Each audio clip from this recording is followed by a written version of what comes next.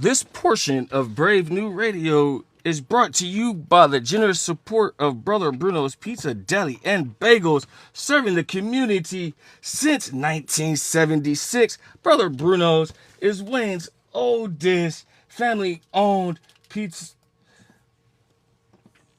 and operated pizzeria, now specializing in award-winning dessert pizzas. Brother Bruno's is located at 200 Hamburg Turnpike in Wayne, New Jersey.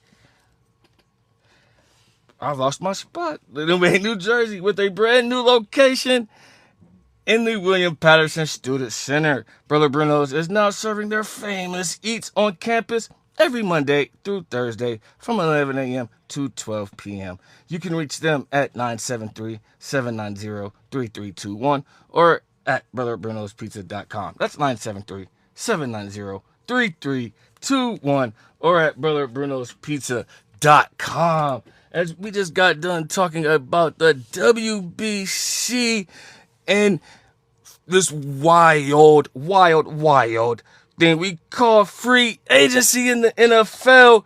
And now we're going to talk a little bit more about what's going on and also what can happen in the next few hours. As the offseason officially kicks off at 4 o'clock. I am joined now by the one, the only Matt Goldman, host of a lot of shows. A lot. I'm not even going to try to tell you all of them because that's a lot. We don't have that much time. Yeah. And plus, the one, the only Dave Dog, host of Kicking It With Dave every Monday from 11 to 1 p.m. Welcome, you guys. Thank you for letting me into the castle, Gerard. Yes, sir. Now that you are here, Matt, the Bills. At first, it was reported they restructured the contract for $40 million, and then they came out and said, no, we're sorry, it's only 12. That made no sense. I see that. I'm like, oh my goodness, big moves coming in. Where they're going to try to go after Max Crosby now, and then I see that. I'm like, really? This is propaganda. I can't sit here and be content with the Buffalo Bills. But they've signed one free agent. They've got a decent chunk of their guys back. They've lost a few guys. They brought in DJ Moore, and that'll be the ex-wide receiver for next year. You think that's actually going to work for them, though? I do think it's going to work for the Bills. Josh Allen has not had as good a wide receiver as Stephon Diggs. Diggs in his prime was a top 5 wide receiver. Is DJ Moore a top 5 receiver by any means? Absolutely not. But he's still serviceable, and I think at this point in his career, he wants to go to a place where he win now, and he's going to be the number one option in that offense in the passing game. Because it's a run-first team. Joe Brady's going to implement a new system there now as head coach. I'm excited to see what the sky's the limit, though, for Josh Allen, who is the best quarterback in football, and DJ Moore, who's a top 15 wide receiver. Yeah, but going to a contender, I get that, but I think that's the only thing they're going to do is just be a contender. Yeah. I don't know if they're going to, if DJ Moore is going to help the Bills, let's call it how this, make the playoffs. I think he will help Buffalo make the playoffs, but are they going to go further? That's where it hurts me. I don't know. I think the AFC has only gotten stronger. We see a healthy Ravens team next year. We'll see a healthy Chiefs team next year. And you add on the Houston Texans defense, maybe the best in football. You add on New England, who was just in the Super Bowl. You add on Denver, who was in the championship game. Would have been in the Super Bowl if their quarterback didn't get hurt.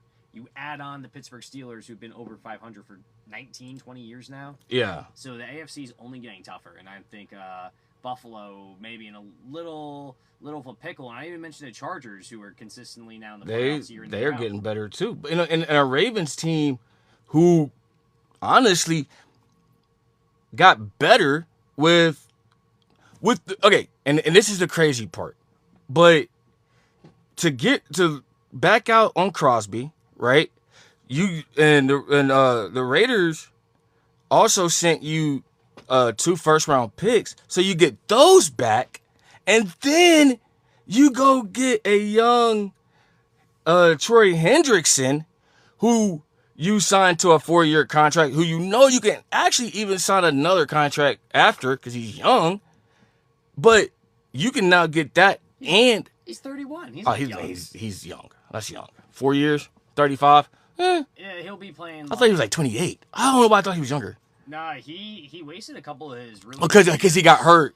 with New Orleans, and then And then Cincinnati, too. With the Saints, but then he went to the Bengals. I think that's what happened. Yeah. So, yeah, that's why I thought he was younger, because he missed those seasons. And so I thought he was 28. Okay.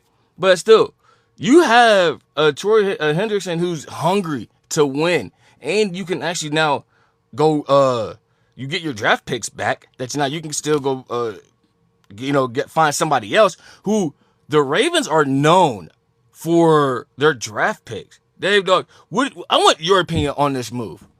Yeah, I think it's really good for the Ravens. It's a backup plan now with Crosby not going through. I think it helps them a lot defensively because they're known for having defensive problems, especially blowing leads, as we've known in the past. So this helps them a lot.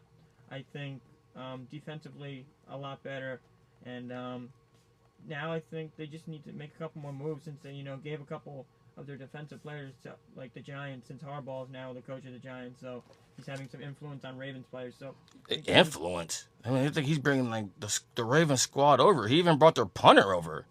Yeah, so I think they'll still need to make a couple more moves to really fulfill and fill a defense that is known for struggling as like in the biggest situations. Right, and so you said that, right? And the Giants, it seems like everybody that was playing under Dable, they followed him to Tennessee. Yeah, I think Tennessee is going to be really dominant next year. But and what, the sideline game? Listen, they're going to fight in the AFC South. Everyone in the AFC themselves. South it's like a pinball machine. They go back and forth, back and forth, back and forth. Tennessee did make some really good moves. They picked up Wan'Dale Robinson. Yep. They picked up Cordell Flott. But I understand it. But it's a lot of Dable's guys who are following them. Is that going to work well with Rob Saleh? I'm not 100% sure because Saleh's a no blank type of coach. He doesn't really want to take any disrespect. Right. But I think when you're adding in a guys like Wan'Dale Robinson, Cordell Flott, John Franklin Myers, they brought in as Daniel Bellinger, I think too. Daniel Bellinger, who's going to probably start at tight end. If you take a look, you have Cam Ward in the backfield. It's a little question. Is Tony Pollard going to be the starter? We'll see. He probably will. They may have to add a second back come free agency. Yeah, they will. Wide receiver. Jeremiah Love might go to the Tennessee. I think right now that would actually work. Would have to go with somebody on the defensive side at 4. Wide receivers, you have Ridley, you have Alec Ameyer, and you have Wan'Dale Robinson in the slot. Bellinger will be your tight end, and the offensive line is only going to get better. So, and Jamari DK too. Okay, now Wan'Dale Robinson. Here's my issue. He's not a number 1 receiver. He's a great number 3. He's number 2. But I think it's a little of an overpay to give Wan'Dale that much. But that's the current market. Will he get his contract restructured in about a year? Yeah. Will he get it restructured in 2 years? Absolutely. Maybe 3? Yeah. It just depends what Cam Ward's going to do. Because he doesn't really... You know what he does really well? Scramble. He throws the ball out of bounds. Receivers really, really well. Xavier Restrepo, when he was at Miami, those guys were peanut butter and jelly. Because when you think about it, Restrepo was in the slot. Wan'Dale could be in the slot. And Wan'Dale's proved that he's a good slot receiver. He's not anything amazing. He's not going to be otherworldly, but over 1,000 yards last year. And I understand Malik Neighbors was hurt and Scadaboo got hurt, so somebody had to step in that offense. But Robinson has been lethal in his time back in Kentucky as well.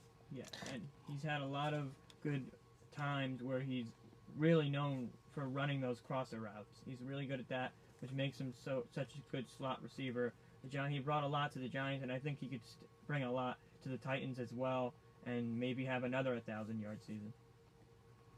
Y'all giving these guys way too many props, and that's not a knock on them. You have to start at the bottom for your Titans. The team is arguably, in my opinion, one of the worst. 3. Yes, not the worst in football. It's them, the Jets, holding hands, playing Ring Around the Rosie. And the Jets got better than the Titans did. Jets picked up a bunch of washed veterans. And that's what I don't understand. Like the Titans didn't. Like the Titans don't do that. The Titans got some young guys in there, but the Jets picked up Joseph Asai, which is not going to do him any favors. Demario Davis, who's already 37. Mika Fitzpatrick, who's out of his prime, and he's not getting any better. Geno Smith now is going to be the quarterback, which then again, I just mentioned they picked up a bunch of older dudes. It's gonna help the locker room out. Yes. But this is the New York Jets we're talking about. This is a team that was going to borderline fire their head coach after 1 year. The ownership there is disgusting. You think? Honestly, they're not going to do anything next year because the Jets do the same old thing. It's just nothing. They're going to have to hope. They're going to jet. Okay. They're jetting. So and it got brought up in the group chat. Do you really think the Jets should now draft a quarterback? No, and I'll say it no. And if you want to join in on a conversation and answer any of the questions, you can give me a call at 973-720-2738. That's 973-720-2738.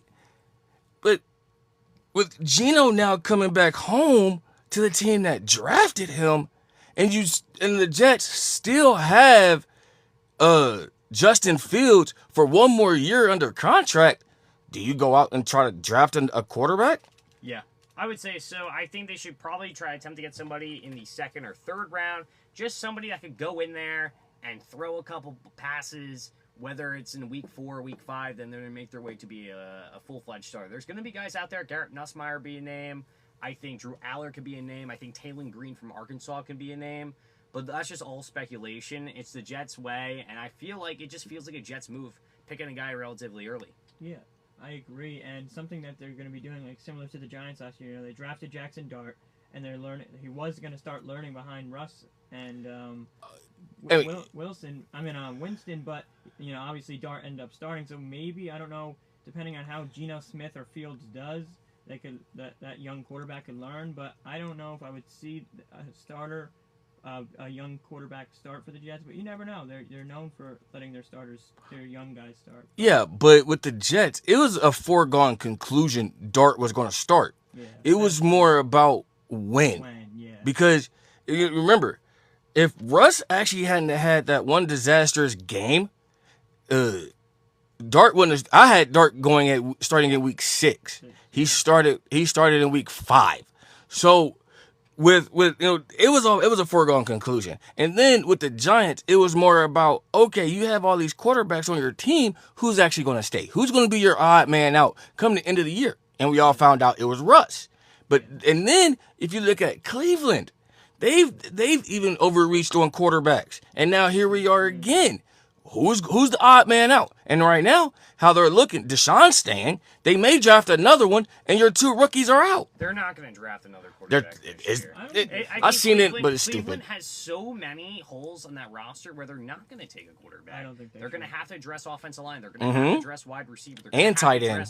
Tight end, no. They have Harold Fan Jr. He's really good. They got you think he can? You got to add somebody in the interior defensive line with Cleveland. But he also had Njoku. Yeah, but Njoku was kind of on his way out anyways, so that's why Fannin was on an upward trajectory, and Njoku was kind of like this. Yeah.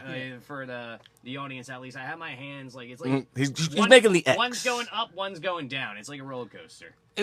But still, though, with their quarterbacks, who's the odd man out? Because you can't. They're not going to trade Deshaun Watson. They're not. You can't, because no team. No matter how you restructured his contract, no team wants that issue, nor that contract, nor those problems. The problem is with Deshaun Watson, he just can't stay healthy, it seems like. I mean, he got hurt while hurt.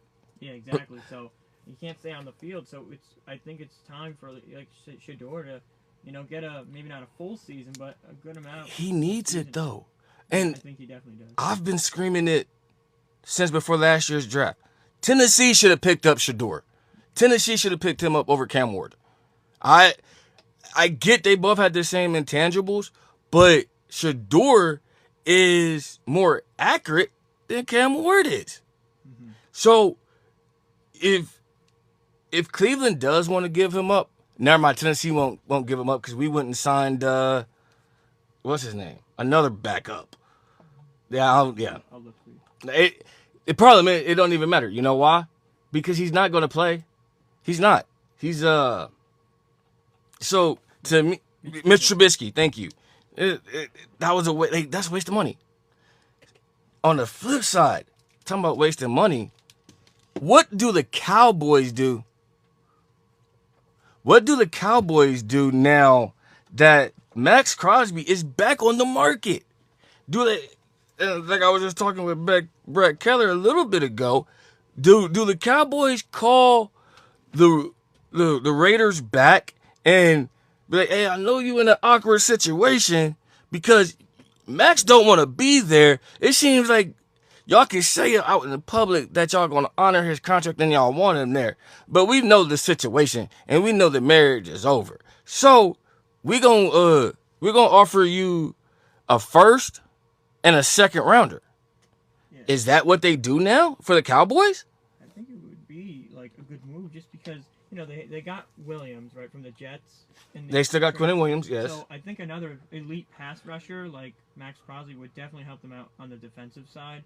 It's going to be determined if they're going to be able to give him a good contract and he's going to be able to pass physicals. So Well, I think it would definitely help them on defense though. but the physical right now, the physical has to be put on the back burner. I get he has to pass it, but if he's still recovering, he's not going to pass a physical. That's true. Yeah. And so I would, any team, even with the Cowboys or any of the 4 teams that's been reported saying they still looking in on him, I will put in the contract in conditions. This is conditioned to if you pass your physical later down the road. We are, 45-ish days from the draft? If he can't pass his physical by May 1st, then we may have to do something. But other than that, I mean, to me, it's like he's already going to be on the field come week 1. So the physical, hey, that's a side quest. Let's get that done and let's get him on the squad. So at least we know we have him locked up for next year. Yeah, because teams want a player that is healthy and that could help them contribute and stay on the field. So that's definitely the right mindset to have there. And I honestly think it could end up working out with maybe the Cowboys or a team that just needs another elite pass rusher to help them on the defensive side. Yes.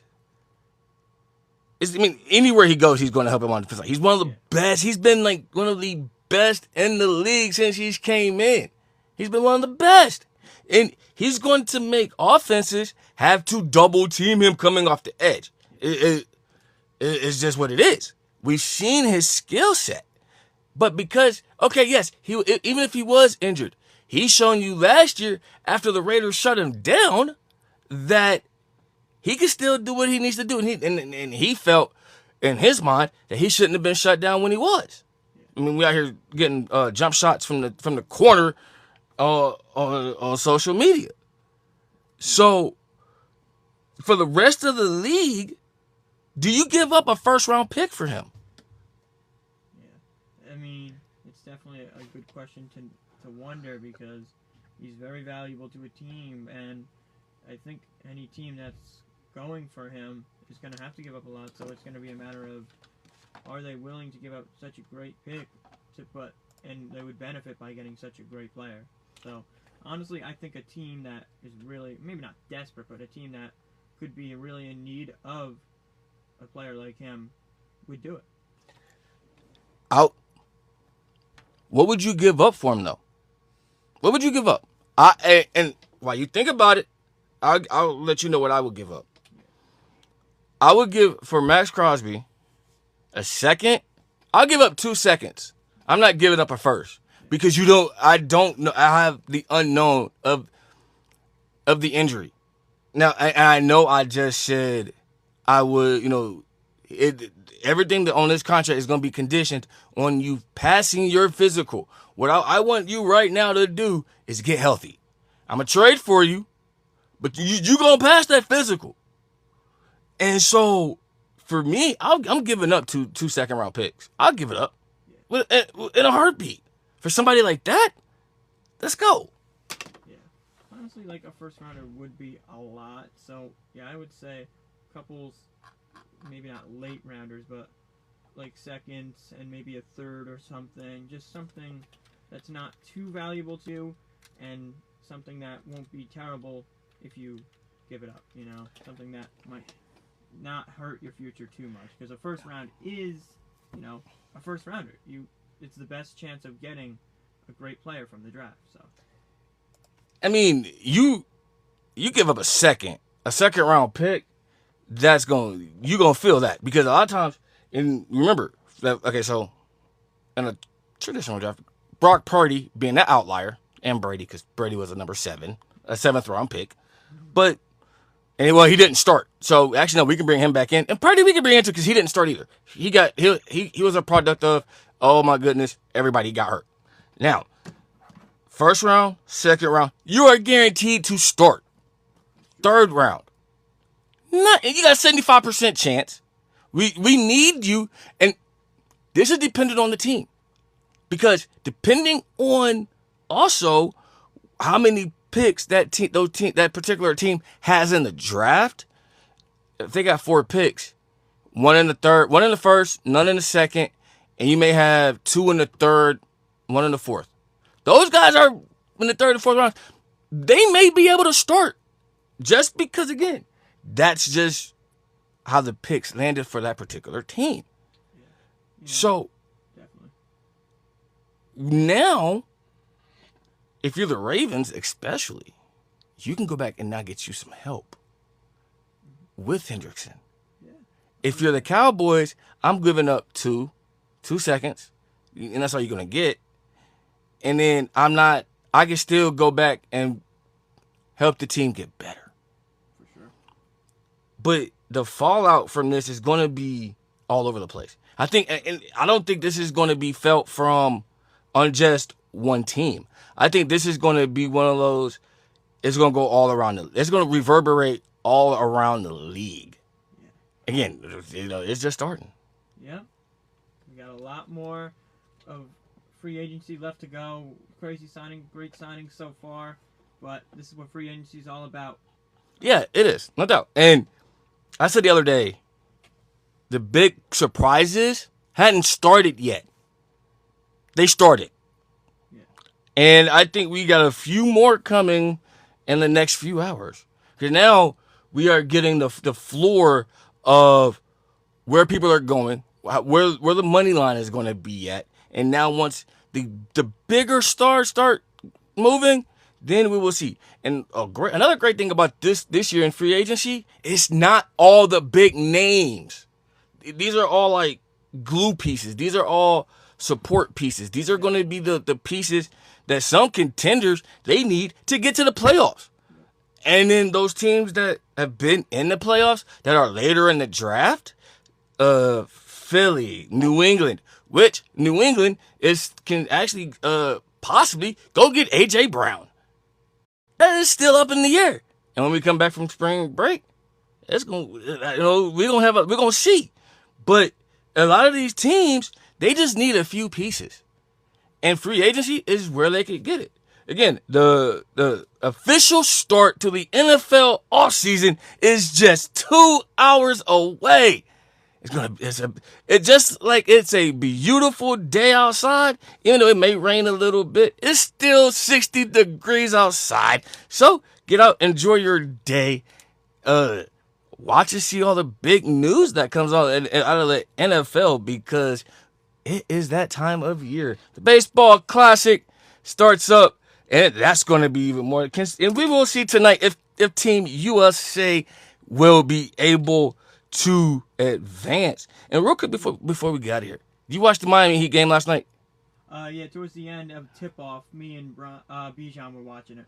Yeah, well, Bam Adebayo may have just made the case for him to be the best center, as he moved into number 2 last night over Kobe with 83 points in a single game. Yeah, that's some elite company right That's there. Elite. And, I mean, nobody's going to pass up Wilt. That's just not going to happen. But it's been a great hour. Dave Dog, thank you for joining me. We were talking about the World Baseball Classic, the NFL free agency, and coming up next right here at 2 o'clock will be the golden hour with Bella. Yo, keep it here, have fun, be great, and have a great spring break, Dave Dog. Yeah, I'm gonna miss you a little bit. I'm gonna miss you a lot, but have a great one. You've been listening to 88.7 Brave New Radio, your only place for Pioneer Sports.